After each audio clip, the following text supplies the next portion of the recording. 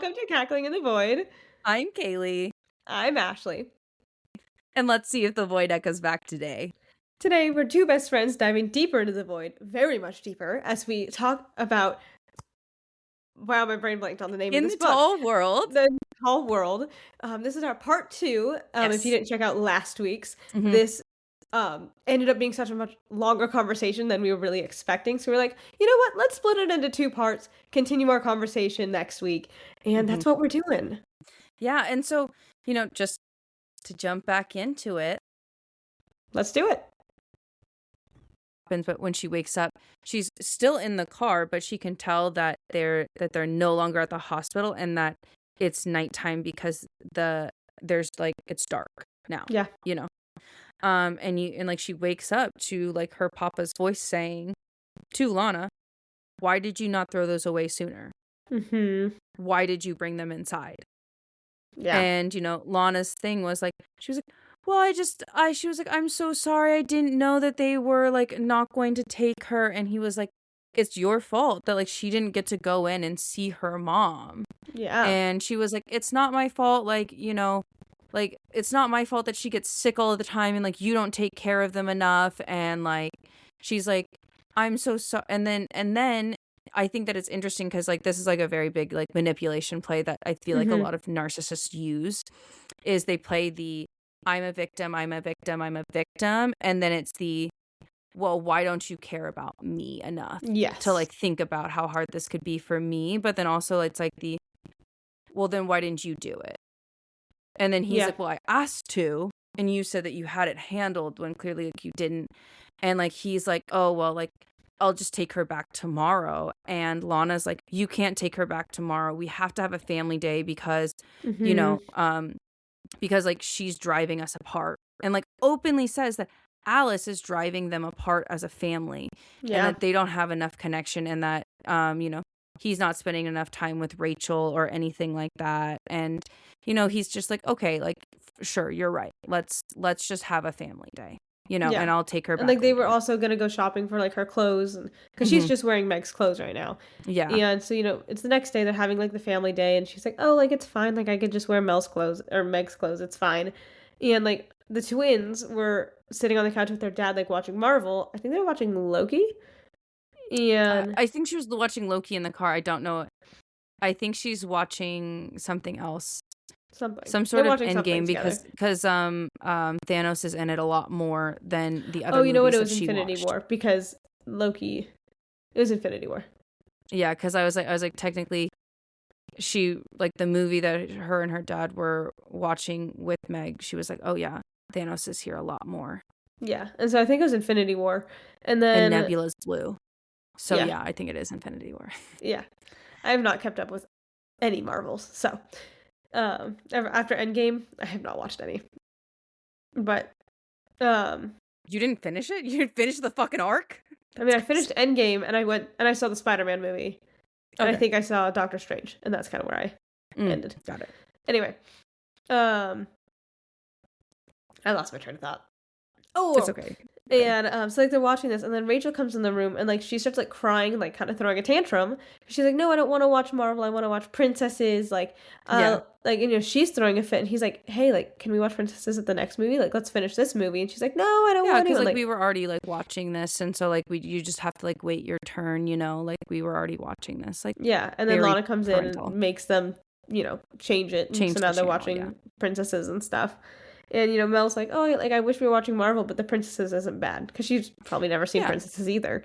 And she was like, I prefer Marvel, but, like, I also like these princesses. Like, it's, like, I like that. But it's like, also so interesting because it's, as we hear earlier, like, Lana's like, oh, you're coddling her. And it's like, no. And now we see this where she's coddling Rachel, being like, no, like, you need to change it for her because she's crying.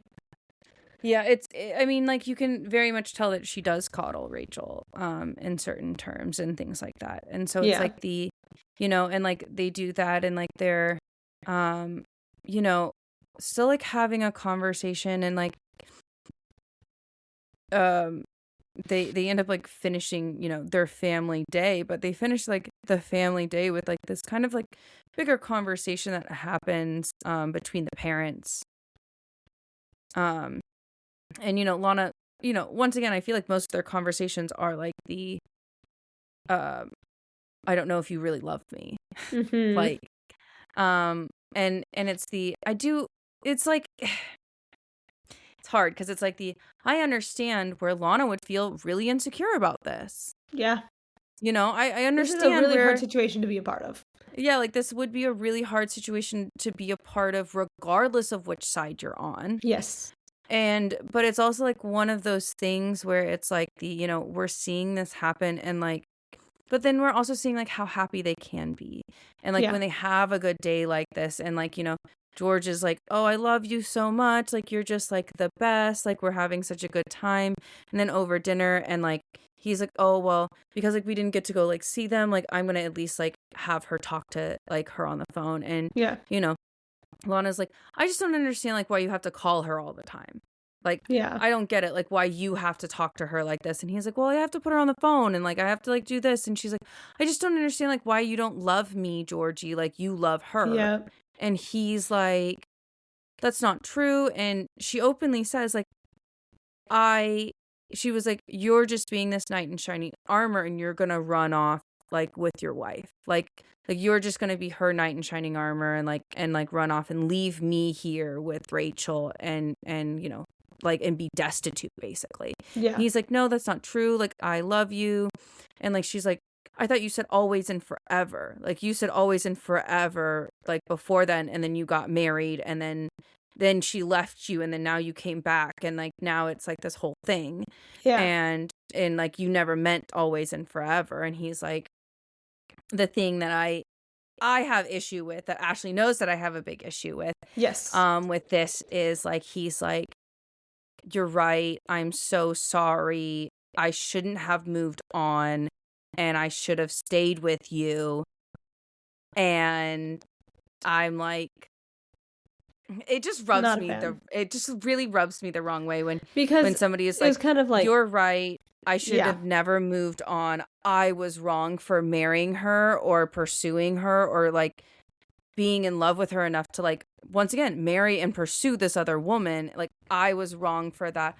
I should have waited for you. And the fact that he does say, sorry, Kaya's itching herself. Oh, that's what that is. Hi, Kaya. Yeah. It's very loud. And the fact that like he does say like, I should have just waited for you. You're right.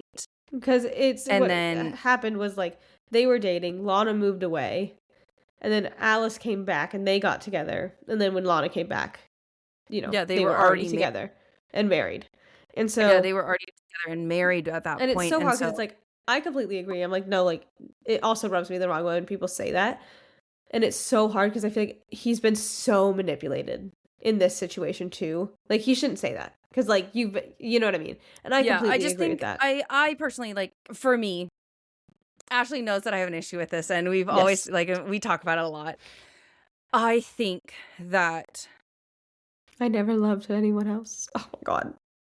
I think that it is genuinely cruel to not only yourself, but the person you're saying it to and the person that you're saying it about to claim that you've never experienced some form of level of love towards that person that you're saying this about. Yeah. Because I think that is ludicrous for you, sir, to say that you basically regret marrying her, regret pursuing her, marrying her, and having children with her. And that you would have been... He does say, because he cheated on his wife. Yes, he did. She kept him. Also another thing. Yeah. So he cheated on his wife. Rachel is his because it is a half sibling. Yes, and Rachel they're like, is a oh, like we had to keep her a secret and blah blah blah. And she, openly says, oh my gosh, it just slipped my brain. But he does say, he's like, hey, like, she's like, you could have just stayed with me. She's like, but he does say, he's like, but then we wouldn't have Mel and Meg. Yeah. So like, it's we see him being a great parent. Yeah. Just like not a good partner. Thing of like well, like, I want my kids. Like, I wouldn't really change the circumstance because then I wouldn't have exactly Mel and Meg. Yeah. And like, those are my kids. Like, those are important to me. And she's just like, well, what about us? Like, you know, like you should have just stayed. And then at the end, he agrees. He's like holding her and he's like, I agree with you. I should have just stayed. And like, she was like, and hey, like, listen, now that she's back, like, we can get married now. And she's like, oh, really? Like, we can get married now? And he was like, yeah, like, I'll talk to her about it. And then, like, we can make this family, like, real. Like, we can make this family, like, how you want it to be almost. And I'm like, I'm sorry. I think that it is incredibly insensitive. Yeah. Sir. Like, because here's the thing is I think that the reason why I think that it's incredibly cruel to say that basically you never loved somebody is because, number one, it's a lie. You're lying to yourself and you're lying to the person that you're saying that to.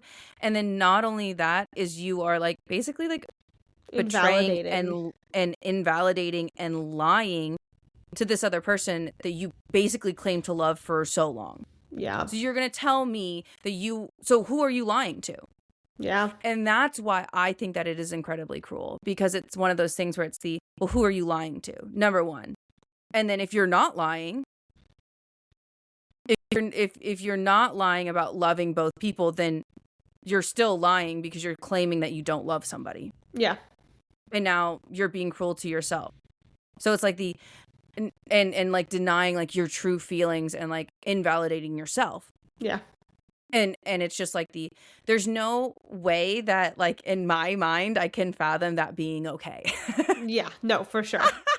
In my mind, it's just not okay. And here's the thing is I do think that love is very nuanced and that love has a lot of different levels and that love is a very broad spectrum term. And I do think like there's like you know, like deep connections of loving fulfillment. And I think that it's okay for you to say, I've never felt this type of love before. Yeah. I think that's appropriate to say, but I don't think that it's appropriate to say, I've never loved anybody else. Yeah. I've never been in love. Like, I just don't think that that's necessarily like okay to say. Yeah. But then we see him cave right away where he's like, let's fix this. Let's just get married. And she's like, oh my gosh, like, yeah, let's get married. And like, you can see, and like, even like an immediate shift. Yeah. And Mela like openly says like, yeah, after daddy said that to her, like after Papa said that to her, like she got so happy. Like she read us, like they, like them as a couple, like together, like came in and read all three of us bedtime stories. Yep. Like, we got as many bedtime stories as we wanted that night. And like the next days we're really happy because, you know, Lana was feeling much better and like treated me like better and like let me have snacks with the girls and like let me like watch TV. And like during this time, like Meg taught me how to turn the TV on and like, like she's like learning how to do things like around the house that like, you know, she probably didn't know how to do, like turn on the TV or like, you know, load the lock dishwasher, the door, or load the dishwasher, or things like that. Also, like another. Okay. Go for it. No, go ahead. I was gonna jump forward, so I was too. Oh, great. Okay, so then you know we kind of jump forward a little bit, and it's another school day, so it's just Mela and Lana at home, and you know she is loading the dishwasher, and or she unloading.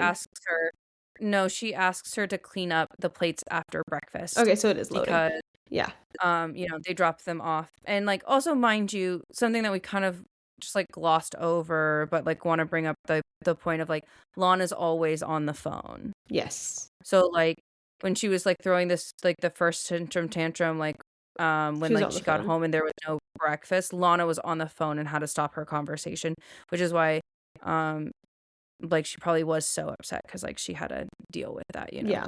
And so, you know, Mela is loading the dishwasher, cleaning up, and she's like, oh, I could do this, I've done it before, you know, like I've been taught I can do this. And she ends up dropping a plate and it shatters, and she starts getting really, really scared. She's like, oh no, I hope Lana didn't hear that. And my mama always told me don't pick up glass because I can get cut, but I also don't want Lana to see.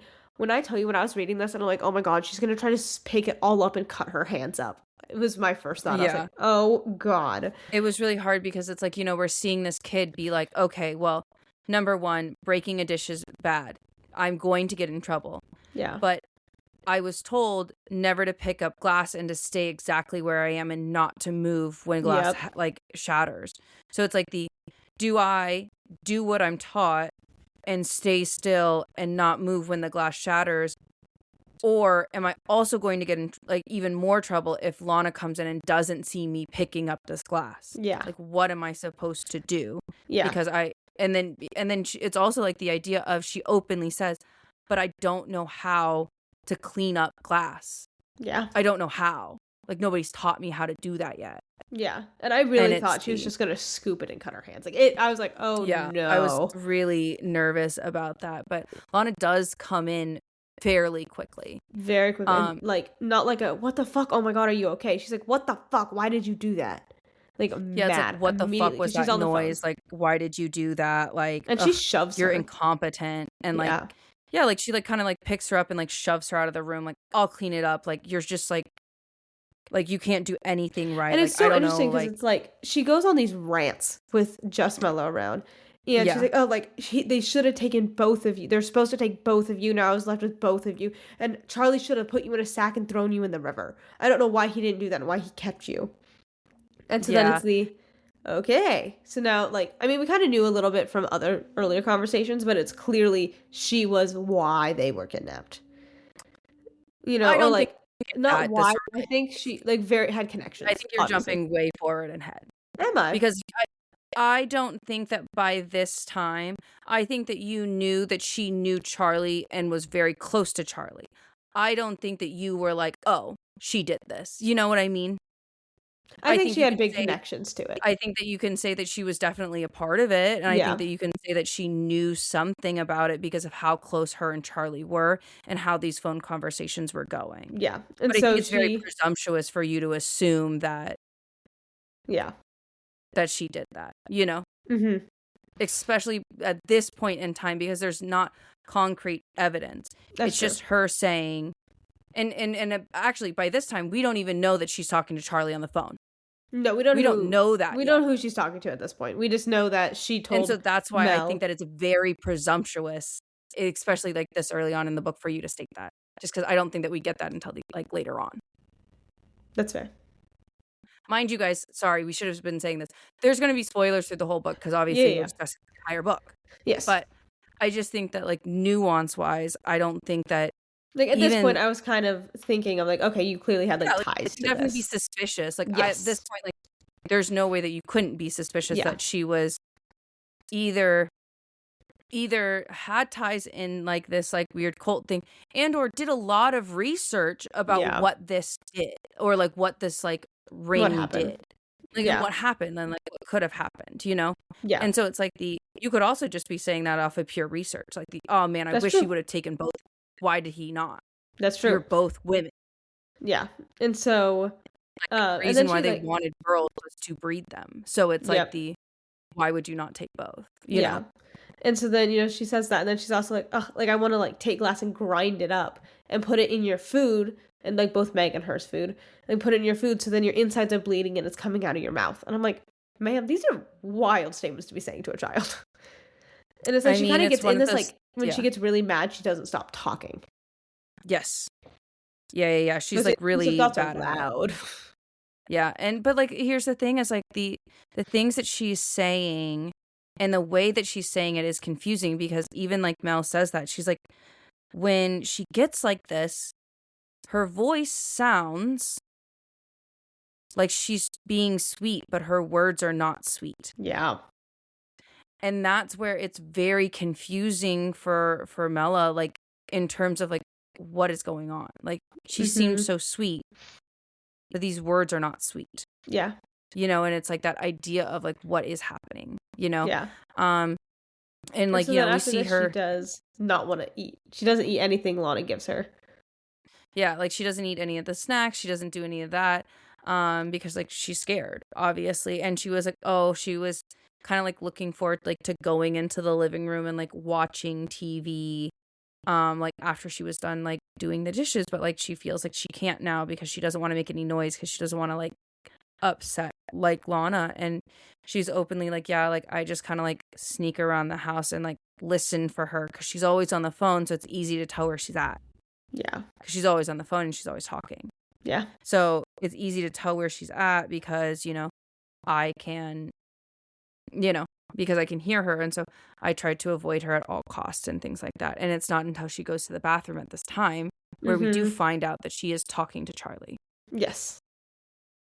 We do find that out now because she says his name. Yeah, because Mella's in the bathroom and like overhearing Lana on the phone in her room, and she hears that she's talking to Charlie, who is in prison. Yes, who is in prison, and then and she like overhears like part of like their conversation about like obviously talking about like them, but then also like the idea being mentioned and floated out like, well, would they want her back? Like would they want to like take her again, Yeah. And like would they want both of them? And she's like, oh, that's confusing to me. And then the other thing that's confusing is like for her, she doesn't know that they all went to school because she doesn't know that, but she's like, well, how does Lana know Charlie? Yeah. Like, that's confusing. I didn't know that they knew each other, which is why I'm like, it's presumptuous for you to be like, oh, clearly she like was doing this. And it's like, not really, because you don't even get that in the book because you don't even know the connection that they all kind of went to school together until after this conversation even happens. That's true. Like until like much later on in the book, you don't get that context. Like you don't even like, it is kind of like described that like Rachel is like their like her like half sibling, but you don't get the timeline until after that said. Like you find out that Charlie is like talking to Lana. Yeah. So it's like you don't find that out until much later in the book. Well, all of these are like really important key details and are like really fun to talk about. It's just like like we'll get there, guys. We'll get there. We promise we get there. And then we find out like she's been talking to Charlie this whole time. Yeah. And like the person on the phone that she's been like talking to and like hiding out about is Charlie. And, and then we also see the idea of like the conversations that Mella has with Meg about, oh, I wonder if Meg will believe me when I tell her that like we shouldn't be eating this food. Yeah. And, Meg is like, no, like that's my mom. Like she wouldn't do that. She wouldn't hurt me. Like she doesn't want to hurt me. And Mella's like, no, but like I heard her say this. And she's like, no, like why would she do that? And so like she still eats the food. An interesting thing to state is, Mella openly was like, why do you call Lana and not mom? Yeah. And Meg was like, I called her mom for a while, but then she got really upset and she told me to only call her Lana because I wasn't hers. Yeah. And I think like that was like another big thing like for Mel, like for Meg, of like that shift of, oh, yeah, interesting, like this is not really like what's going on, Yeah. And so it's like even Meg calls Lana like she's not even her mom, and she's like, Lana has raised me, like she wouldn't hurt me. And so she does eat like all of the food that like she's given, and like they're sitting down at like lunch snack time like area because dad's not home yet for dinner. And like Lana just like makes a comment. It's like okay, well, like if you don't want to eat, maybe that's for the best because you are gaining a little bit of weight. And yeah. And she's just like, okay, well, if you want to be a fatty bratty, then you can be. And then Rachel obviously hears that language and like picks it up and it's like, oh, fatty bratty, and starts teasing her at the table and like laughing because she thinks like it's a really funny name. Yeah. And Lana's also laughing. And so like she, Mella, because she's not eating, just like kind of leaves, and Meg like trails after her. And like Meg says like, it's not true. Like, you're not fat. Like, don't listen to them. And Mella like has like this feeling of like, I really love my sister and I want to be with my sister. And I think that she's so nice and she's so kind. And I'm really glad that she told me that. But I wish she would have said it in front of them. Yeah. But it's also like the idea of like, when you are a kid like that, it's hard to stick up to an adult and do the right thing like that. It's hard to, you know, make and force yourself for your actions, regardless of how hard those actions are, to line up with your values. Yeah. And that's something that most adults struggle with. Yeah. Most adults struggle with, at different points in their lives, and will struggle with for different parts of their lives. And, we're seeing this like dynamic as a kid, and it's like of course, yeah, it would have been great if she would have said that. But also, if you think about the cruelty that is happening also in the house, I think that something else would have been said towards Meg. Yeah. That I think she would have gotten upset about too. Yeah. And so it's like Meg is kind of like explaining to Mela like the dynamic of they're not like Lana's not her mom, but she doesn't think that she'd hurt her because she's like always been there. Yeah. And how like, it's very clear that like, Lana's always on the phone and is nicer when daddy's around, like when Papa's around. And it's really interesting because in this book, we also hear Lana call Mela Melamoo. Yes. And she doesn't like that, obviously, because that's like what Charlie used to call her. And like her Papa has a different nickname for her. Yeah, Mela Bella. Yeah, like is Mela Bella, but like we hear like Lana start calling her this specifically after she started having a lot more contact with Charlie. Yes. And that's like I think that it's a very interesting thing to note about. And we're also seeing this idea of, okay, well, what's going to happen next? And so, Mela is trying to get Meg to believe that this woman really could hurt them. And it's like, oh, like, let's go listen in on this conversation. And they listen into this conversation, and it doesn't really, like, that conversation is just like a short, like, little one, like, hey, like, can we set it up? And can we set it up as soon as possible? And then, like, they're like, okay, I'll wait for your call later. And then, Meg's like, well, she didn't really say anything, like, crazy, like, let's just go to like my room and play the Switch. Like, let's just go like play. Let's go play Stardew Valley. And oh my gosh, when she said Stardew Valley, I was like, yeah, that's a great choice. Yeah, and it's like let's go play like a game or something, and like just spend time together. And then like they kind of like go back and like because like another phone calls occurs, and like they're listening into like this phone call, and finally, like, Lana like gives it up basically. Like is like very like is much more open about this. Okay, we're gonna sell both of them for $10,000 each. And she's like, oh, I know we have it set up for one to be sold. There is another one. Can we add that one on? Yeah. Yeah. And so then Meg, and it's like the way that's like, I love how Melanie is like, no, be quiet. Like, don't like hold my hand. And like she saw like the realization on Meg's face. And just like the wide eyes, like, oh my God. Yeah. Yeah, like scary. And like you can tell like that like she doesn't know what to do, and like there's a lot of like feelings happening, and it's well, what are we going to do? And the setup is for tonight, and she like dresses the twins up in like the best dresses that they have, and is like oh, George, like I'm gonna take them to go see their mom. And like that's like the ruse that like Lana is saying. It's I'm gonna take them to see their mom, and George is like, oh, that's so great, like thank you so much, like it'll be so nice to have like, she's like, yeah, I want to have a girls' day with them so that you can have a daddy-daughter thing like at home with Rachel, because you haven't been spending a lot of time with her.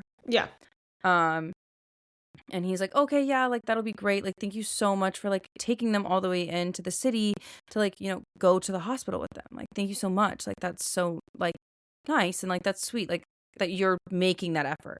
Like as an adult, like to see your partner attempt to make that effort, regardless of the ruse that it is. And, the dad is walking them, like George is like walking like the twins to the car, and Lana had to go inside for a second, and Mela knew that this was the only time that this was it, because this was the only time that they were alone with their father without Lana. Like a couple minutes without, Yeah. And she tells him, she's like, please, I don't want to go. She's going to try to sell us. Like, she's going to take us to the bad men for $10,000. And he's like, oh, like, you're just so silly. Like, you have such an imagination. And then, like, Meg is also like, no, like she does. Like she's going to. Crying. And she's like, I don't want to. Yeah, and she's like crying, like, I don't want to go. I don't want to go. Yeah. And he's like,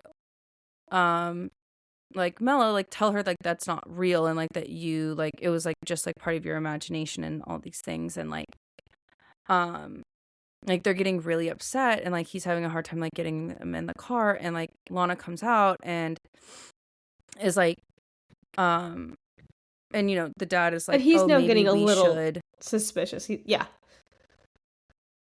but he's like, well, maybe we should just, like, stay home, like, tonight as a family if, like, the girls are, like, this distressed. Yeah. You know? Or, like, maybe I should go with you.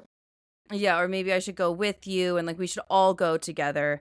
And, you know, things will be different. But it's also, like, the idea of, like, he's trying to, like, find a solution for, like, what to do about these, like, little girls. But then, you know, Lana flips it on its head and is like, well, this is why they need to spend time with me, because they don't like me anymore. Like, they don't like me. Like, since when has Meg not trusted me? Since when has Meg not liked me? You know? And that's kind of, like, the idea of it. And so they end up getting, like, put in the car, and now they're driving off with Lana. Yeah. And then, you know, they're driving, and then, like, they're holding hands. And Mela's like, okay, I need to think of something. And then she's like, okay, like, I know we pull over if I throw up. And so she's like, hey, I don't feel good. And Lana's like, oh, just, like, use a bag.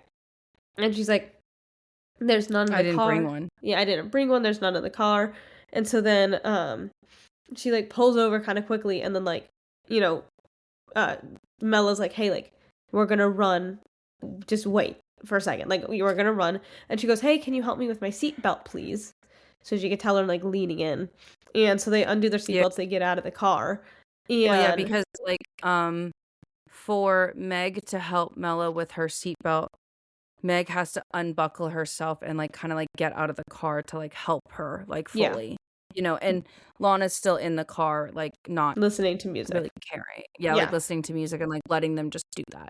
And so she gets out of the car to help her, Mela, and now they're both out of the car, and she's like, okay, you ready? Like, we need to go. And so they hold hands and they just run. And she's like, what the fuck? Where are you going? And they're just running into the city.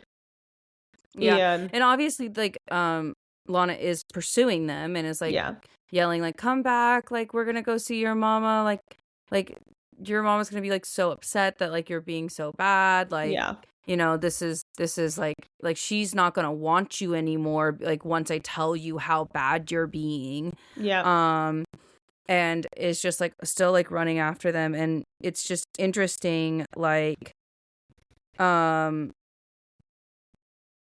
you know, she, like, they're running, and they kind of, like, run into people, like, hey, this is not safe for kids. And, you know, people kind of ignoring them and stuff. And then, like, they start climbing. Like, they're like, okay, we need to get to the hospital, but I don't know where that is. Yeah, and, like, the only idea is, like, what they can think of is, like, what they've seen in movies. Like, she just keeps thinking, like, oh, what would Peter Parker do in the movies? And he would go up to the top of a skyscraper and look out and see if he can see the hospital from, like, a high vantage point. And so that's why they start climbing, like, up this building. You know, because, like, they see what I'm assuming is, like, a fire escape or like, some sort of, like, thing to, like, get onto a roof, you know? Like, it's, like, a ladder on the side of a building. And they can't reach it, and, you know, like, Meg is like, oh, like, here, stand on, like, I'll, like, bend down, and, like, you can stand on me, and then you'll be able to reach it, you know? And then they do end up getting caught. And, you know, like, an old lady kind of, like, comes out and is like, hey, like, what's going on out here? And she's like, oh, I'm so sorry, like, my kids are being, you know, like, mind your business. She doesn't even say sorry. She just says, mind your business. Yeah, she just says, mind your business. I'm dealing with these, like, my boyfriend's 2 fucking crazy kids. Like, like, she's pissed. Pissed. And and she's just like, obviously not having that, you know? No. And so then she, like, leans down to Mela and is like, hey, like, if you try to run or pull any shit like this again, I'm gonna go up there and throw her off the roof.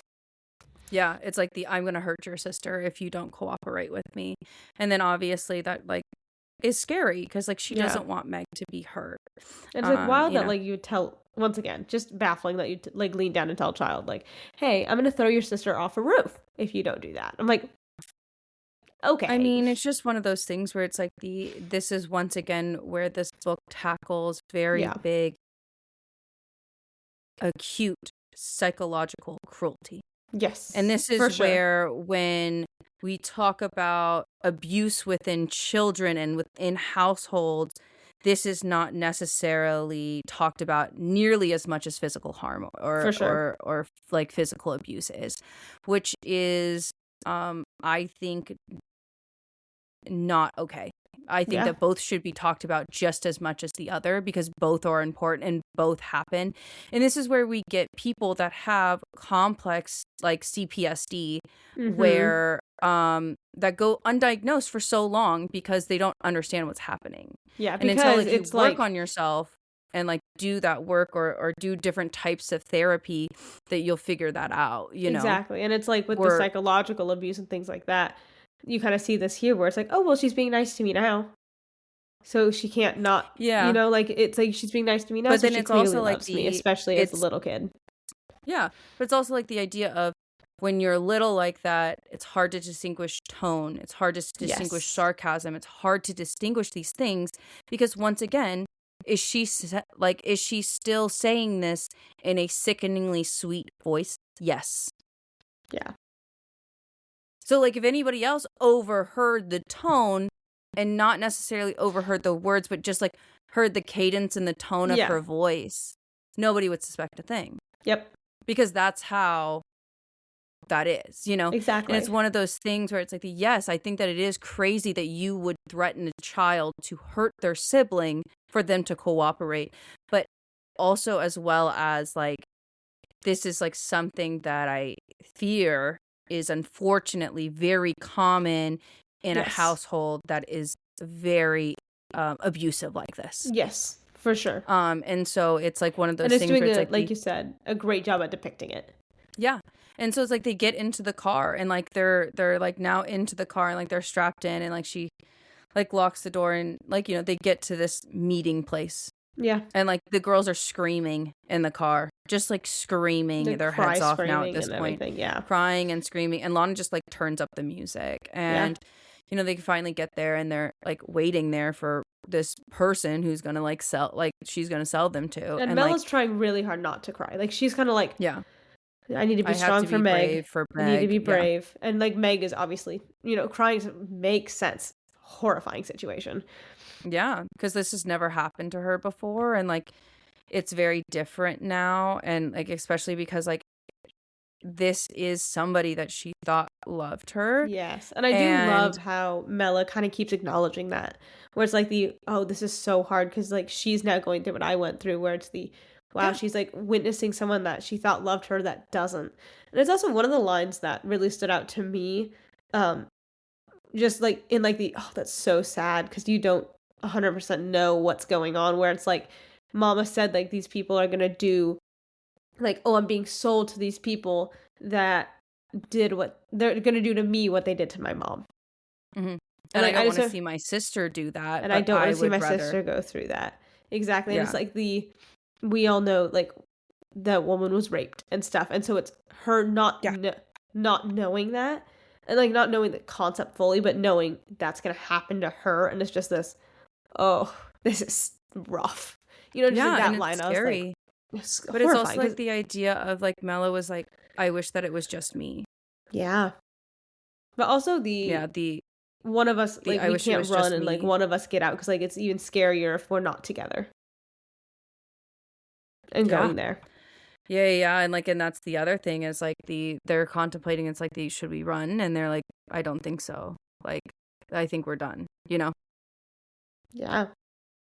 Like, if one of us gets taken and the other, like, being alone is going to be worse than being apart, which is a very smart thing for her to say. And, like, no.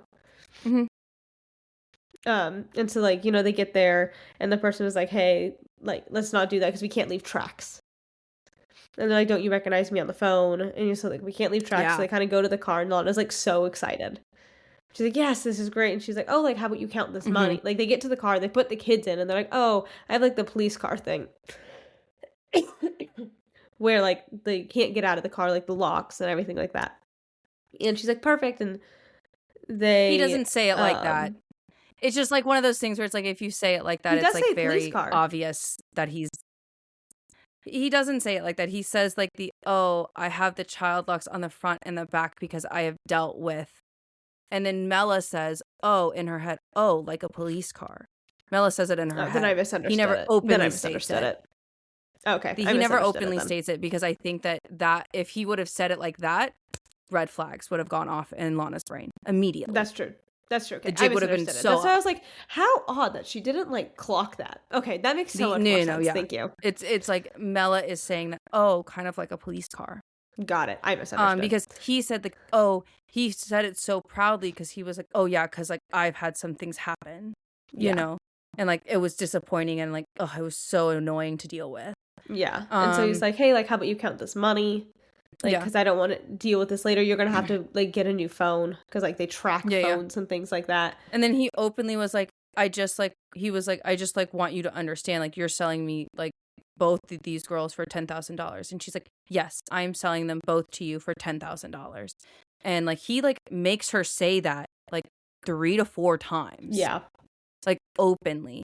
And so then as they're getting in the car, as they're in the car, Meg is like yelling and like crying, like, I love you, Lana, like, I love you, Mom, you're my mom, like, Lana, I love you, like, over and over and over again, like, begging her to not do this. Yeah. And it's just heartbreaking. Like, it's heartbreaking to see. And it's interesting because you do see that Lana pauses in very specific things, but then like it's almost like she like pauses like to get herself together, and then like it's kind of like snaps back into like the resolve of no, I'm really going to do this, Yeah.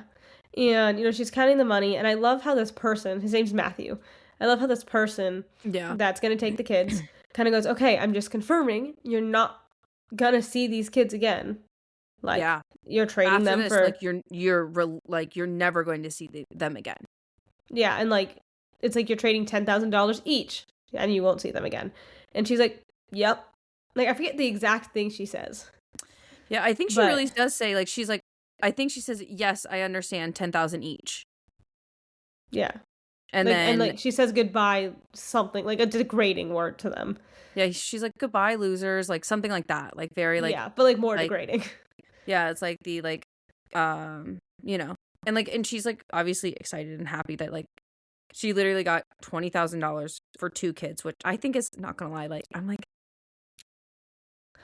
I don't know why, but like I'm like, I just feel like that's a really cheap price for a kid. That is like, a really cheap price for a kid. Also, like, look up I how would much never are kids sell worth? a child. No, but I'm like, don't you think they're worth a little bit more than $10,000? Like, yeah, right. Like, but I don't know. Maybe I'm just me. I was like, maybe that's just me that I'd be like, no, I think they're worth a little bit more. There's horses that are more expensive than that, and I feel like that's what I mean. I was like, there's like animals that are more expensive than $10,000. So I'm like, a living, breathing like child, I think would be worth more. But like, I understand like she wanted to like dump them quickly and stuff. Yeah, like so, get rid of them and go. Yeah. Because she wants this like perfect life. Like she wants to hang on to George like as long as she possibly can. Yeah, and she does say, she's like, oh, like, and he's going to be accused of being a terrible father, so Alice is going to want a divorce and he'll be with me. Yes. Like, and it's like, it's kind of crazy that like that is like the idea, and why she's even doing this is really, she's like, oh, because he's going to have no doubt in his mind. Like, if he doesn't choose me, I'm going to make her not want him.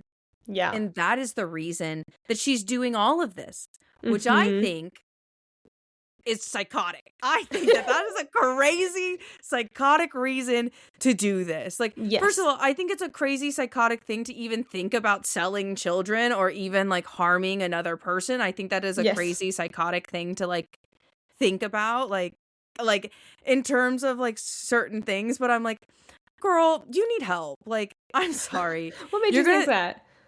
You're gonna like do this like me. I'm like, his dick can't be that good. There's no way. Like, I'm sorry, but that's crazy. That's like, crazy. Like, you have to like think about like that. I'm like, and she's but also like for she her grabs to have the folder like, and like walks away too. Like she's just like, yeah. bye.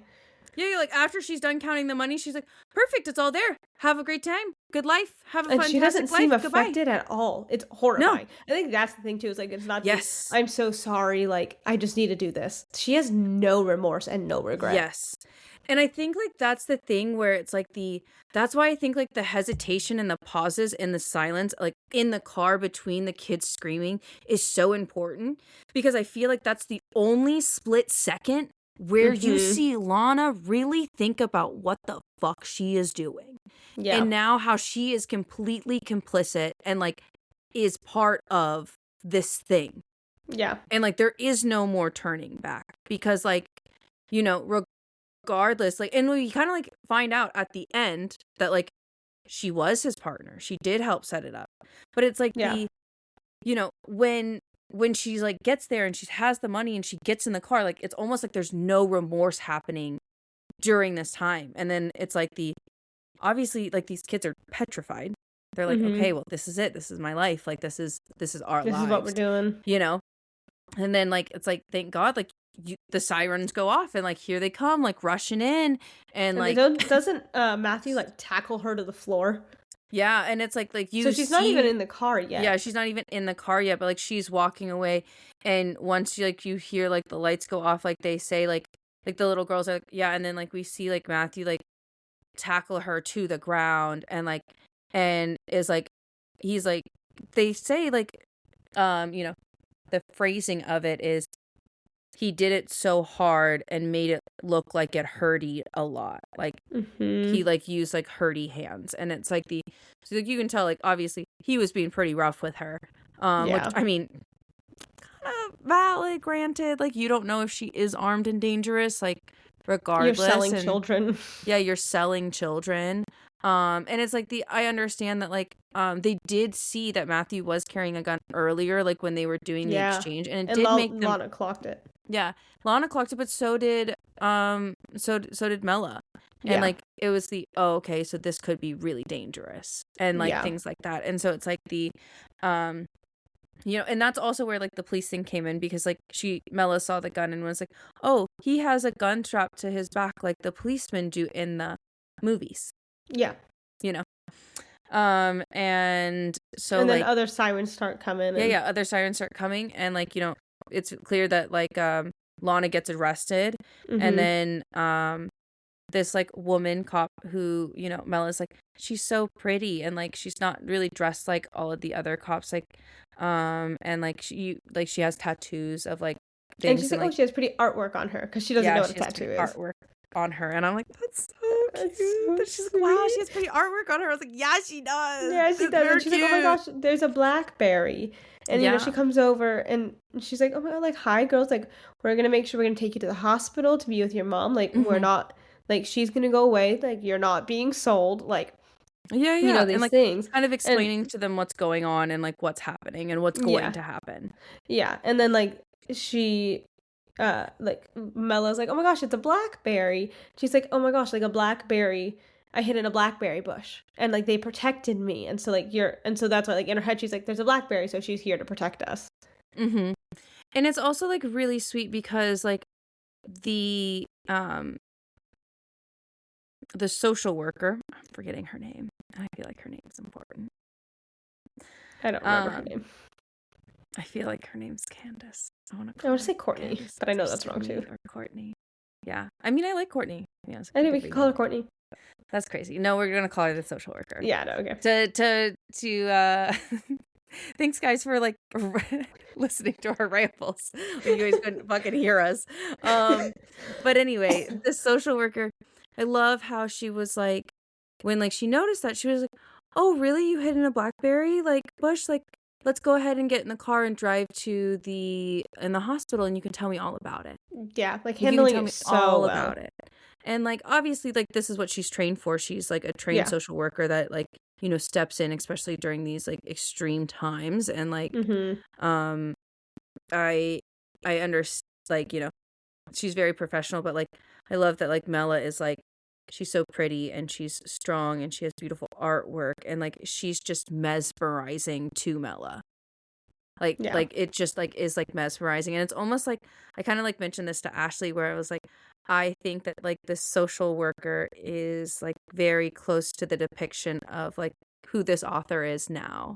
Yeah. And like how they feel about themselves now, which is confident and strong and like just a light, Yeah. And I love like being like there to for see, kids that need it. yes, yeah, and being a voice and being like open and like expressing like hurt and pain and giving them that space and like giving everybody that space, not just children too. Yeah. And so I just thought like that was like a really like beautiful depiction, and I love how in Mela's point of view, the blackberry bush protected her and it came alive and it told her like where to go. Where the psychologist like openly was like, oh, that was probably just your brain like sorting through emotions that like you didn't understand at the time, and like this is like how your brain interpreted it. Yeah. But Mela's like, absolutely not, like this is magic, Yeah. like this is magic. And it's also really fun that like it's really cool that the social worker, she openly is like, oh yeah, I got a blackberry tattooed on my arm because they represent protection and safety. Yeah. And like that was like the meaning for like the social worker to like get this artwork on her arm as well. And then she was like, well, like let's go and like you can tell me all about it. Yeah. And so they make their way to the hospital. Yeah. And now they're in the hospital, and with like, and this is where like we see like the mother is in very critical condition because they made the little girls like sanitize like up to their elbows. And I also like think it's not necessarily the mom, it's that they have a preemie baby.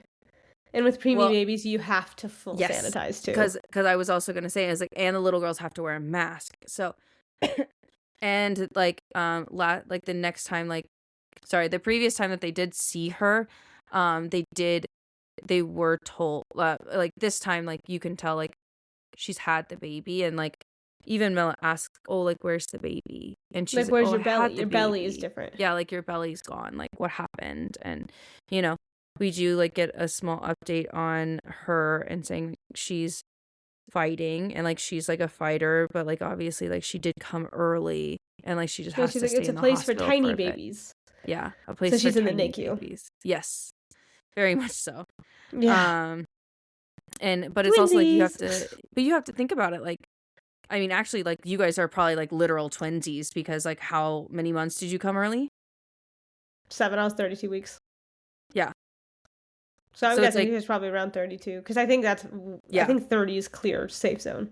Yeah. I was like, she's anywhere between 30 and 32 because like the baby is still in the NICU, but like also it's like she probably like had to have most likely had to have a C-section because of her injuries, and then the trauma probably like might have like induced labor.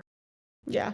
Like prematurely, just due to so many different factors and things and everything like that. But anyway, so we see that, and Petey.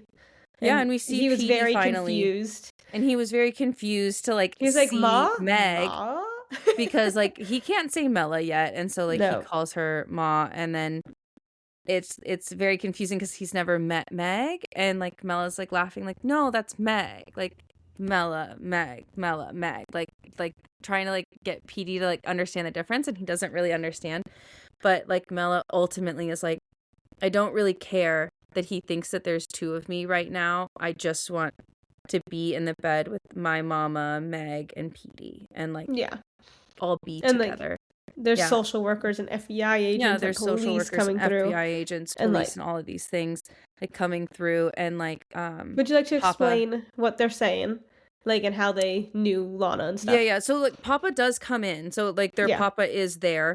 Like George is there. And like the police ask like openly, did you guys know that Lana was talking to Charlie? And they both say no. They had no idea. They said, did you have any inkling or idea that Lana could or would want to hurt these children? And George says no. Which is interesting. Yeah, I was like, which is interesting. And Ashley knows like the rough point that I'm going to make, but Ashley can make the point because she knows. I do. It's interesting because you can see his hesitation when the kids are in the car saying, no, no, no. Like, we don't want to go with her. Yeah. And so he had a tiny suspicion because it's like, why would the kids be acting so drastically like this? But the kids openly said, she is going to sell us for $10,000. They said it very point blank, sir. And you didn't believe them. Which I understand to a degree of, like, a kid's gonna have a very overactive imagination. Yes, but it's I do agree. how they were saying it, how they were acting, and you could tell there was this is odd, why are they acting this way? Yeah, but then it's also, like, the idea of, like, why didn't he say that? Why didn't he tell them? Like, he didn't have, at least from, like, from the perspective of the book, he didn't have any, like, remorse or, like, because here's the thing, it's like, I'm like, if that was a woman, I'm not gonna lie about this scene would have been very different. She would have probably been sobbing and being like, I'm so sorry, how could I not see that they wanted to hurt you? And, like, I'm not saying that it's right to have guilt or shame around this type of situation, but I do think that it's interesting, like, the way that, like, it's described that he's, like, that they're both of the parents are, like, pretty calm. And, like, they're not, like, he didn't once apologize to his kids. Yeah. About, I'm so sorry, like, I should have protected you. He didn't once say that. But their mom did. The mom's in the hospital, and she did. Yeah. You know? And, like, we're also seeing the idea of, like, you know, you can justify it and be like, oh, well, he probably didn't mention it because, like, you know, it was only, like, 4 hours, like, that they were, like, probably gone. Like, anywhere between, like, if that. I would want to say, like, anywhere between 2 and 6 hours. Wow, really? I was going to say 1 to 3. I think it took, like, the drive was probably an hour and a half because they ran away. That's why I was like, I think, like, the whole situation was probably, they probably, like, took another 30 minutes to get there, so then it was, like, 2 hours just to get to the place in general. Yeah, because I think it's, like, an hour to drive into the city. Yeah. You know? So it's, like, if we're thinking about it, I think it, like, took them probably, like, 2 hours to drive into the city because of everything that happened. 30 more minutes to do that, so then, like, that's, like, 2:30. So, like, 1 to... Well, and then, like, the whole exchange probably took, like, less than 10 minutes. So, yeah, like, you're right. Like, maybe, like, under 2 hours. Yeah. But it's, like, still, like, for me, I'm like, oh, God, I just feel like that'd be such a long 2 hours. Like, 6 to 7 hours. You know what I mean? Yeah. It probably felt like a really long time. But it's, like, he didn't mention it. He didn't be like, oh, I'm, like, she's like, no, I didn't think that. But, like, I guess, like, maybe, like, something else, like, was happening in the house. But it's also, like, the idea of, like, fessing up and being like, damn, maybe something was happening in the house that I was unaware of that my kids didn't tell me. And it's also, we are only seeing, this is where we get to the unreliable narrators. We are not seeing the adult conversations. Exactly. We're hearing it from Mello's point of view where they both said no, which there's probably more to the conversation. There's probably more to the conversation mentioned something. Yeah. You know, like, I wouldn't be shocked if he's like, no, they did, like, the kids were saying this, but I was just like it was an overactive. Exactly. I didn't realize. So I'm like, I'm guessing there was more to that conversation than we're getting. Than what we're there seemed to be a lot of conversations, but they do. The FBI and the agents and stuff do explain, like, how they knew, because the mom does ask. She's like, "Oh, like, how did you guys know Lana?" Yeah, and they said, like, "Oh, well, we have been tracking her phone for a while now, but when Charlie got into prison, he made a deal with us that he, like, might get a shorter sentence if he gave us his partner in the deal." And they, so then they got into contact with their old partner, and the old partner was Lana. So we can assume, see, and this is where I, like, have this disconnect with, like, Lana's character. And I know that throughout this entire thing, I feel like I've been extremely generous in trying to, like, give Lana, like, redemption points or benefits of the doubt, you know, or, like, being like, oh, hey, like, I understand where you're coming from because that would be hard. But I think that, no, she is a very psychotic person, because I'm like, in my mind, Like, girl, let it go. Like, yeah. Because this is, like, to the point where, like, of obsession. And yeah. where it's, no, this is my man. I'm willing to do whatever I can to get this man back. So I'm going to have this man kidnap you and your children. Yeah, your wife and your kids so that he can disappear so I can have you again. Yeah.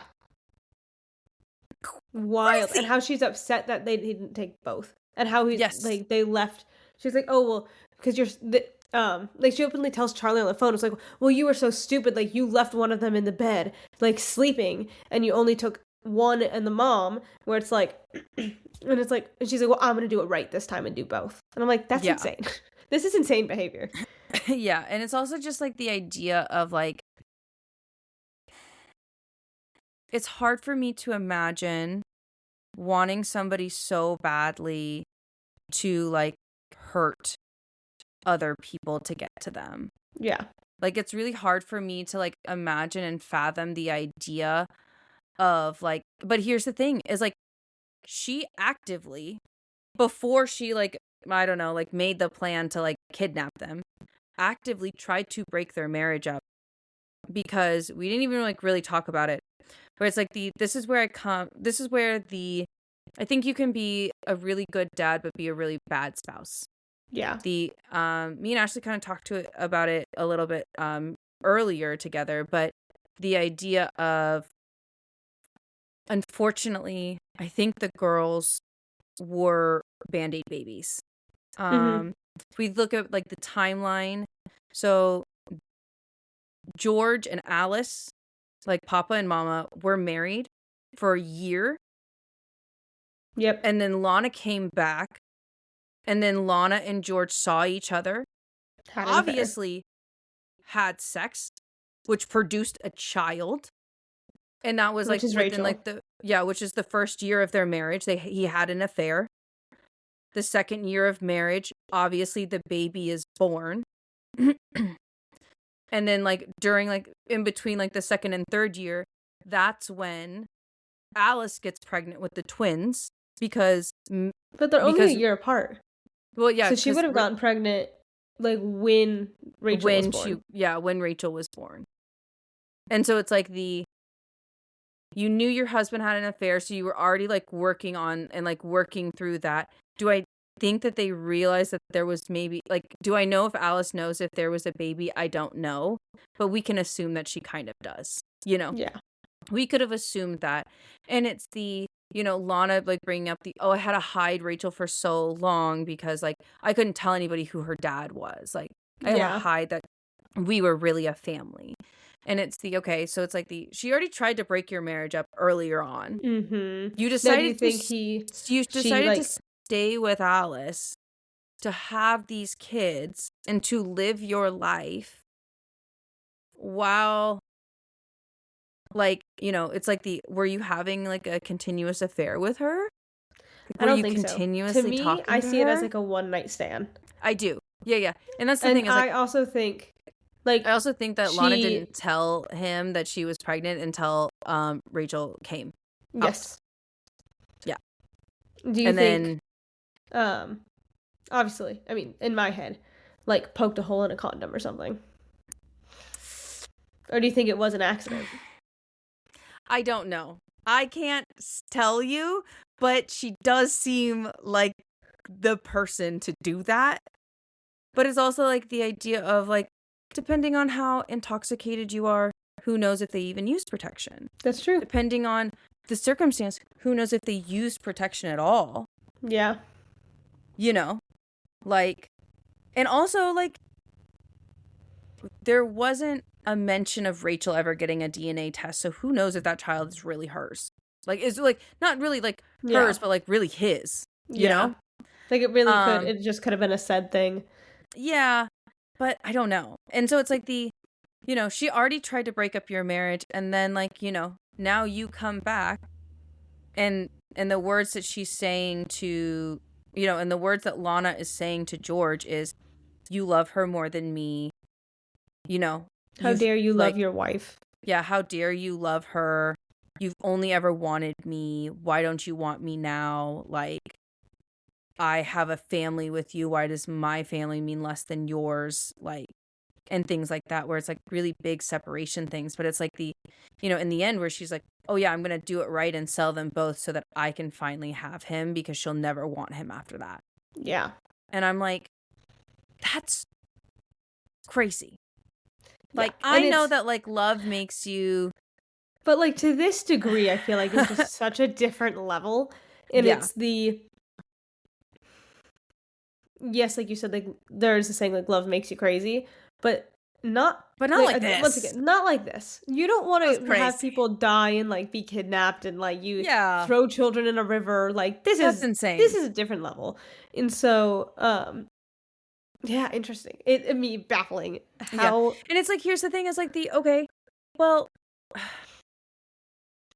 she was obsessed and she tried to get what she wanted, and she got what she wanted for a very long time. Not really how she wanted it, but like she got a part of what she wanted.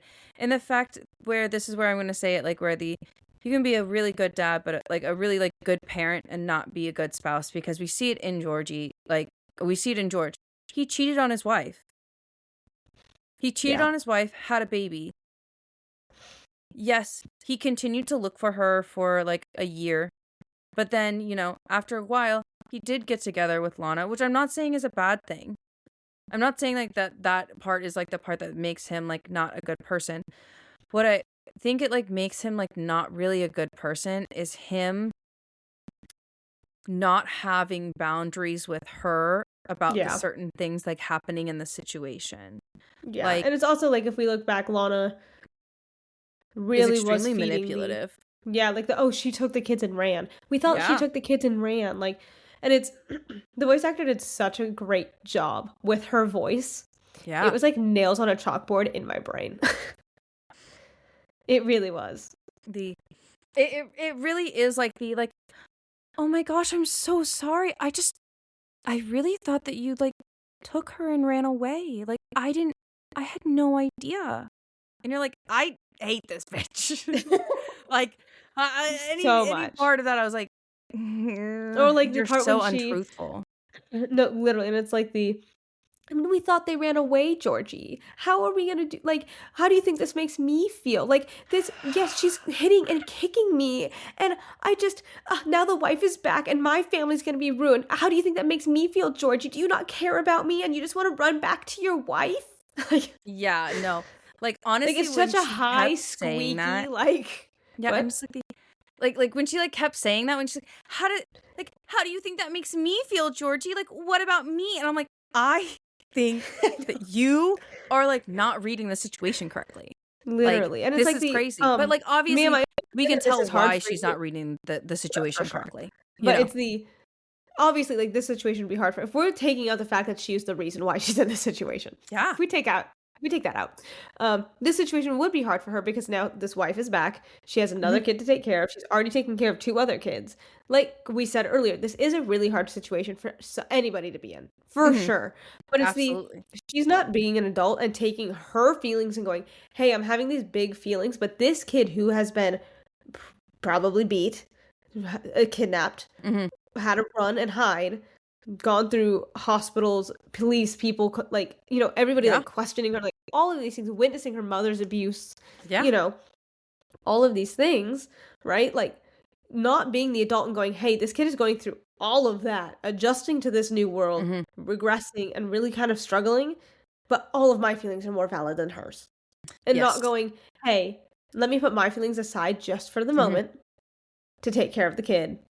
And then I can have my feelings and we can have a conversation about it later.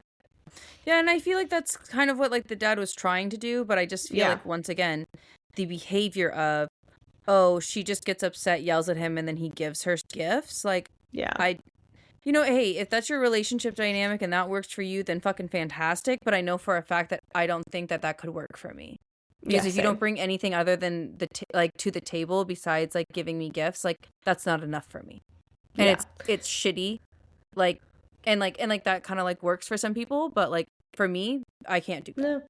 No. And then the book does kind of end where everybody's out, like the mom is now home, she has a home, Dad Yes. has a home and they live close to each other but not together. And I love how Mella's like, I wish we all lived together, but Mama said that she's like doesn't want men right now. And I Yeah, said she's so swearing off valid. men right Yeah. now And because she so wants to know who she is yeah. without a man, and she And I wants to love know that. like and I Just think like put for me, yourself. wow, like what a What a strong woman. powerful like thing to do because I personally me girl, I don't think that you're wrong for doing that because like number one, once again, Yeah. your husband cheated on you and then thought you stole your child and left him. Number one, I think like that is like a big part of the psychology of being an adult that I think would hurt me more. Yes. It's not the it's like the idea of like you think that I am capable of Yes. stealing our child and leaving you like that. Yeah. Like that to me, I think is like It's insane. crazy. Insane. So Like so she's he living alone cheats and on you, so thinks about that, and then not only that is like and then is like abused by a man for a very, 2 very long years. time for, Yeah. and then, you come back and you're like, I don't think so. Like I Yeah. think And like so and it does say like they're very close, that they're good friends, like and I love that they that. continue to have like a nice relationship with each other, and that it also says like in the book that Charlie released custody of both um of sorry, not of PD because PD is Of Amelia, yeah, of the Amelia, baby girl. which is the baby girl who did make it through the NICU, who's And now now they're all like home. yeah, and And now so they're all they live home. close together and Meg Yeah. and Rachel live with Papa. Yeah. And the three Mella, Petey, and Amelia live with Mhm. Mom, but they have like split custody and like they go back and forth. Yeah, And yeah. I love how And like Mella's they like, see it's a each little other bit like every confusing. day.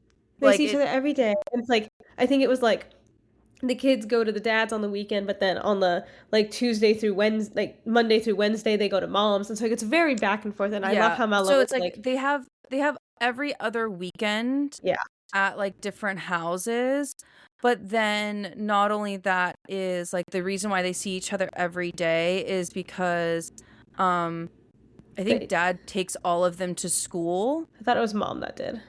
I thought mom picked them up Oh, you're right. because You're right. You're dad right. You're picks right. them up Yeah, from mom's house. So I don't know, maybe mom picks them up and drops them off from school every day too. yeah, They could be that as well. And so it's like they do see each other every single day because, they're doing like school runs, and then, when they get back from school, like, obviously like, she's watching the kids until he's like ready to pick them up, like, exactly. so that they And don't so have like to pay for they're all daycare. very close, and Yeah, and so, so but I do it was love very nice to but I see don't want that. to live with him, and I'm like, so valid. Yeah, I and that's love that you put okay. that down, and I love how Mella's like, I wish that Meg lived with us, but we see each other all the time, and I'm happy where I'm at, and I'm like, oh my Yeah. god, I'm so happy Yeah. you're good now.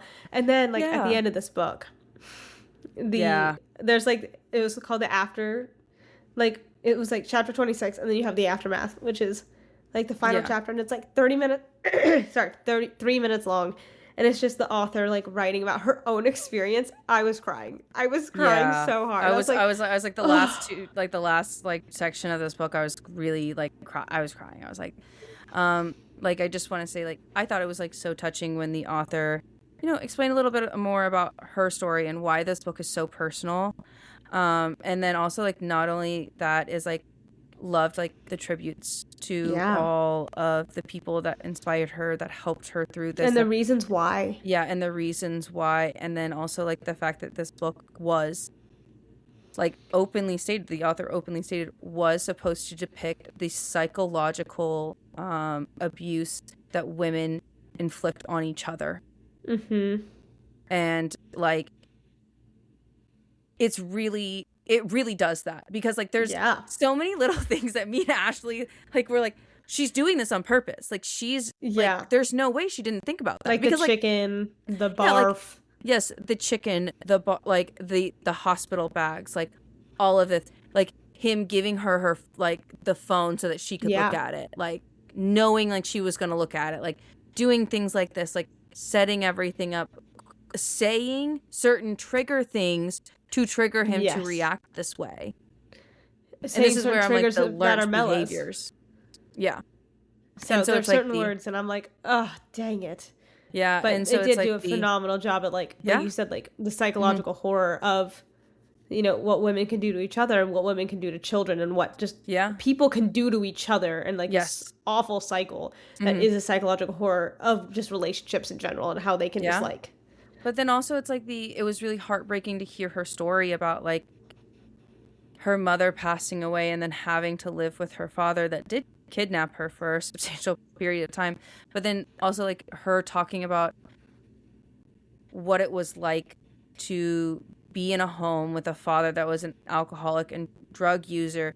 But then not only that is the women that were a part of their lives that were pushed in and out of the life and like in and out of their home for yeah. so long. And she does say that none of them were as cruel as Lana was in this book, but some were nicer than nicer than Yeah. others, you know. And it's just the like just to like think about that, and she openly said she was like, I was so needy, I just Yes, like I was so clingy and I wanted. really wanted that motherly love and I wasn't Yeah. getting it. Yeah. And it was, and you know, I love me, you know me, I'm a sappy fucking person, and like, and then like after she explains that story and then she goes into like all of the thank Ugh. yous and the tributes and then the tribute to her husband, I Ugh. like I was like, at that point I was crying because I was like, the tribute to her husband, like towards like the end of the book, and it's the only person that has ever made me feel so loved and so seen and like has given me So all of those safe. things and so safe that I didn't need any of that love. And I'm like, oh, Yeah. God, I'm like, God damn that it. part. I'm like, I know. I was oh like, my ugh. God. I was like, the healing, the therapy, the people. I'm here for it. Yeah. Yeah. And so But it's like you've written a phenomenal book. yeah, it was absolutely amazing. And Yeah. I was like, this is like, Both books were so great. yeah, I was like, both books were touching and so moving and so Real. heavy and so real and so honest and so like it's just like these books, like when you like listen to them or when you read them, you can tell like this is like just such a genuine book, you know. Yeah. I don't know how to And like it's say like, that in any other phrase, but like it just seems so grounded and yeah. genuine and just real. And the choice to make it in the child's point of view was phenomenal. It made it that much more real. It made it that much more heartbreaking. And it's just, because it's just this, like for me, it's the subtle words where it's, like in the first book where it's like, oh, Charlie drug mom into the bedroom and they normally make some noises and I just go outside. And so it's like the little noises where like, as an adult, you know what's happening. Yeah. But like, you're seeing it from this kid's point of view and you're just like, oh God. No. And like I said like earlier, like the part was like, oh well, like I know that if we go with them, the same thing that mom went through with Charlie is gonna happen to us. And we're like, we know what that means. And she doesn't quite understand what that means. She knows it's bad, but she doesn't know what that means. And so it's the subtle wording where it's like this is very much a kid looking at this world and doesn't quite understand, but also knows way too much about this world for her age. Also, it's like the idea of like you're really looking at a 5-year-old, and I know that like some of us like some people have experienced like very like I said acute very like acute CPTSD. Yes, thank you. I was like, the acronyms, please. All of the acronyms be filled in for me.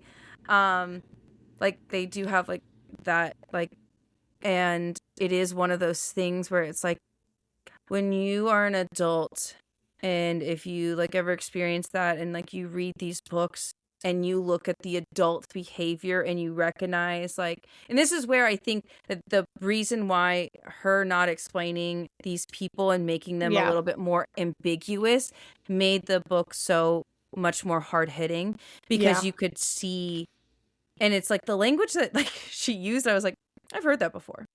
Yeah, right?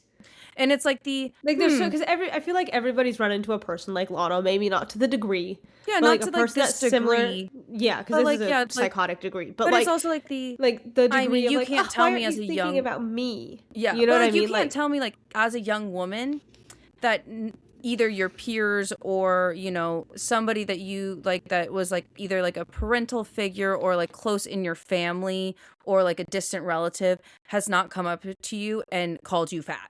Like, yeah, literally. like as a woman, like you can't say that they haven't. Exactly. Like they haven't and it's like been like, you know, like, oh, like, yeah. Like the moment she called her fatty bratty, I was like, I am over it. I'm done. You're like, that hurt. Yeah, like there's certain wordings and stuff where it's like like you said, I've heard that before, or I've heard something like very adjacent. Yeah, or it's like, you know, it's like something similar, like not exactly like wording, but like the tone, same tone, the phrase, same cadence, the same, idea, and you're just like, oh my what they're god. saying. And like the constant usage of like her being like, you're worthless, you're so dumb, like you don't know anything, like you're so dumb. And it's like us as adults, we can say, she's a child, of course she doesn't fucking know. Yeah, you dumb bitch. Oh, she's a child, of course she doesn't fucking know. Like she's learning. Yeah, she's learning. But here's the thing is like, I unfortunately think that because of the work that we've done on ourselves, we have that perspective. But would we have that perspective if we didn't work on ourselves? Most likely yes, because we're because we have common sense because, like, that it's a child, have, like, you know, like capable brain functions, but like you know what I mean. But we've all met someone like basically to Lana, where it's, I do like you said, think not like her making it very ambiguous is a very good choice, and it really works because it is from a 5-year-old point of view as well. But it's also like it's one of those things where it's like also you can't tell me like as a woman and as like a young child and as a young adolescent that you weren't wary of men. Yeah, exactly. That you weren't acutely aware of what men could do. And I think like that is like another part of this book that I'm like, yeah, I understand like this second book was more acutely about the psychological damage that people can do and that women can do to each other, not only by being absent, but by being thoughtless. Yeah, but it's also the like you said, like as a young woman, you are aware of that very early on. Like even at like 5 years old, you're very aware. And but then like seeing her struggle with that is and it's for me, different. it was that, and it's also how this child obviously does not have like adult function of like emotional regulation, but how this kid thinks and like how she. Oh my god, like I remember like it was in the early chapters and it was just like so abrupt where it's like, oh, like I hate myself and I have to bite my cheek so I don't cry and I hate myself, I'm like, oh my god, you're 5 years old. Like a 5-year-old should not like, be thinking that. And like that along with it's one of those things where it's like when you are a child placed in the environment of now you have to be aware of your like you're placed in like let's like just I'm gonna phrase it like this, you're placed in unstable environment where you don't know what's going to happen next, and so your first thing to divert and the first thing that unfortunately like you got taught was how to people please so that your environment stays normal, so it stays steady, so that you have like that thing. And as a child it's very unfortunate, but like they can get they're very much more aware of what's going on than like people give them credit for, because it's like the people pleasing starts from a very young age. It does. Like that habit and you see it here. A thing.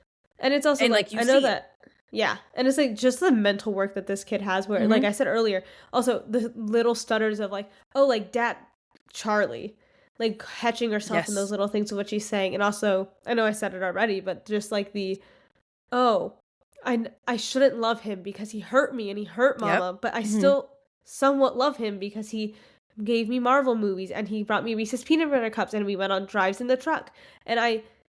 But I shouldn't love him and I hate that I still somewhat love him, and just like that emotional like that emotional regulation of her like struggling. And I'm like and like obviously she isn't saying this quite out loud yet, but just like her ability to even think of that so young is such a complicated feeling that like even adults have a really hard time with. And like I just once again I loved how this book openly was like kind of stated and solidified for Mela there's not just bad men, there's bad women, there's bad people. Yeah. And but there are also safe people. Yeah, but there are also safe people and there are good people.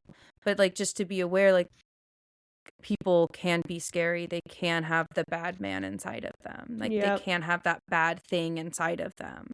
Yeah. You know? And it's unfortunate, it did such a great but it's job. also one of those things where we also see this like, very much so, that like most people that experience trauma do develop a lot of like people pleasing tendencies. But not only that, is we like might see her like struggle and like kind of like have certain personality traits like that causes her to have like more like a hard time like adjusting socially. Yeah. And like more hesitation and like more anxiety and like I'm hoping that once like she's in like school and stuff, yeah, and you know, I mean, I think it'll be that, hard at like, first, and I'm hoping it helps her. Yeah. But I do think that it has been, because like in the way like she's like describing her life in the book, Yeah. you know, she's adjusting better. Yeah. And you know. But what do you give the book out of 10? Probably an 8. Wow. An What do you 8 give or the 9. series out of 10? Probably a 10. I'm not gonna lie. This was like one of my favorite series I've ever read ever. Yeah, same. It's like, that good. I think it's that good. And I just think that like there's so many things that we can like talk about like psychologically that happens like within your childhood that can change you. Like, you know, it's yes, we were talking about like these people pleasing tendencies, but we're talking about the idea of this most likely forced her to become an empath. Yeah. And like, no offense, it kind of and we see sucks. it though. I know it really does. Don't recommend. It's shitty. It like, really is. But we see it already. We see it already with her sister. Yeah. And about how she's like, oh no, I just want to take her pain away. I'm going to like hold on to that. Like, you know, I will protect her. And then the idea of not only that is like people pleasing, empath, but most likely she's going to develop, very unfortunately, a hero complex.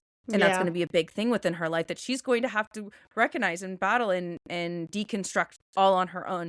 And like through like so many things. So it's like there's so many things that's so nuanced within this book that we could talk about for hours. Like, for hours. Not just we already Mella's yeah, I was like, not just Mella's psychology, but like also like Alice's psychology. Like also like would Georgie's, you want a third book of like 10 years in the future? I don't know. I wouldn't complain. I would not complain, but I don't think that I need it, nor do I think that it is necessary. Yes. So yes, I agree with that. That's what I have to say. I love that. I would not complain, but it doesn't need it. Definitely not complain. But do I need it? No. But because I think she'll be okay. Yeah, and I was like, do I think that it is necessary for the series? No. But would it be a fun read? Absolutely. And would I absolutely read it? Yes. Yeah. Absolutely. I also give this series like a 10. Yeah. It is definitely one of my favorite series I've ever read. And I will admit, I think that this series is one of the series that I recommend the most. I mean, a lot of people for some reason ask me, they're like, oh, do you have like any like sad books that you recommend? And I'm like, oh yeah, I have plenty of sad books. And it's like, you know, obviously, let me pull out the list. A Little Life. Yeah. But like this series, and I really do like this book and like this series because both books were pretty short. Yeah, they were like what, 4 hours? Reads. They were like really like they were like you could probably do it in a day if you wanted to. You know. I mean, it was heavy, and we had a pause. It's heavy, but I think it was really good, and it was. And it's also, really, I mean, we obviously did the audiobook version, so we don't know what it'd be like reading. At least for me, I feel like for this book, because I mean, there's some reviews. Sorry to cut you off, but Ashley showed me that review. Yeah, like there's some reviews. Let me finish my thought really quick before I forget it. Sorry. No, you're fine. Where it's like, I feel like this book is such one where it's like, one, the narrator does a phenomenal job. The writing is phenomenal. Mm-hmm. I feel like how it's done in the audiobook is such one where you're like in the book and you're very like you feel like you're immersed into it so heavily. I feel like reading it, yes, you could do that, but because of the style of writing, I feel like hearing it and listening to it is a little bit more impactful.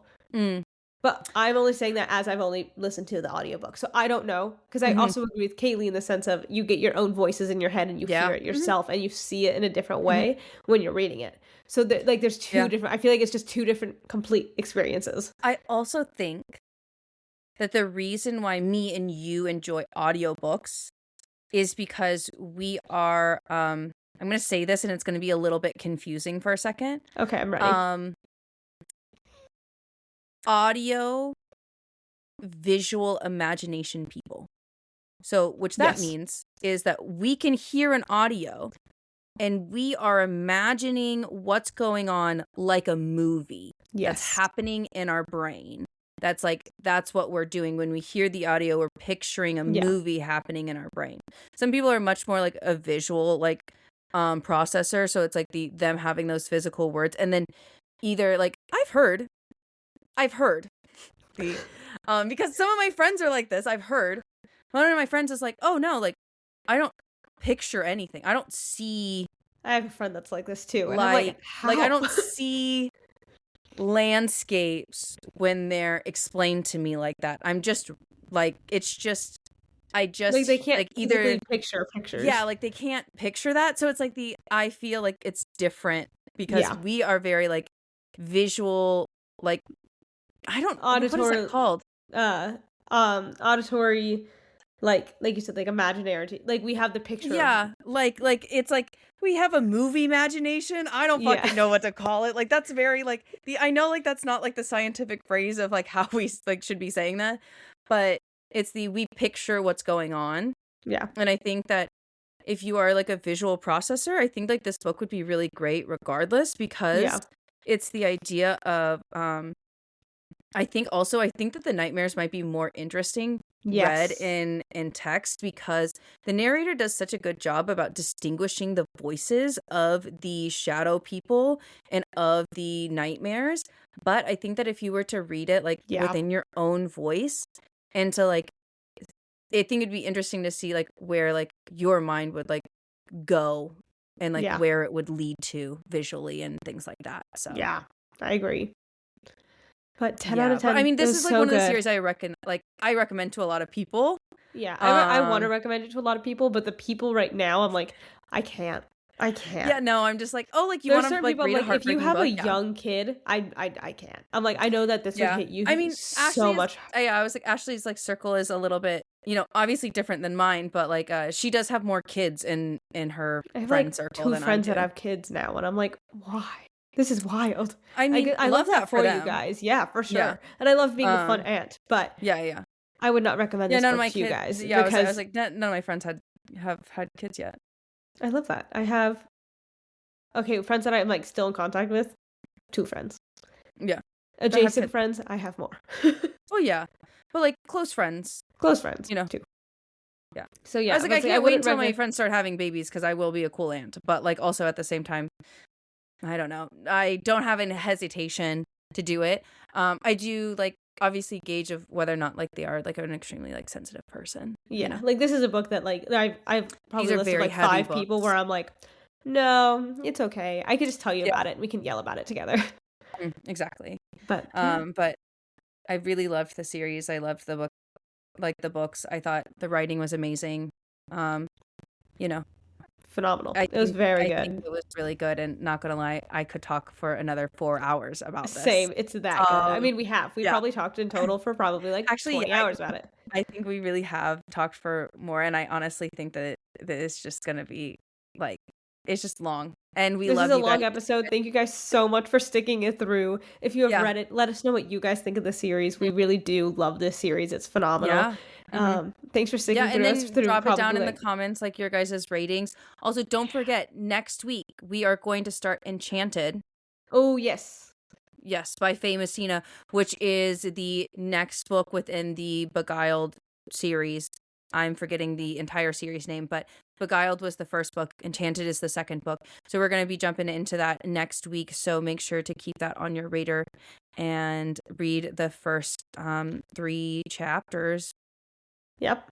Yeah. We're going to do, Awesome. yeah. And then I was like, just read the first 3 chapters and then we're going to be jumping back into that.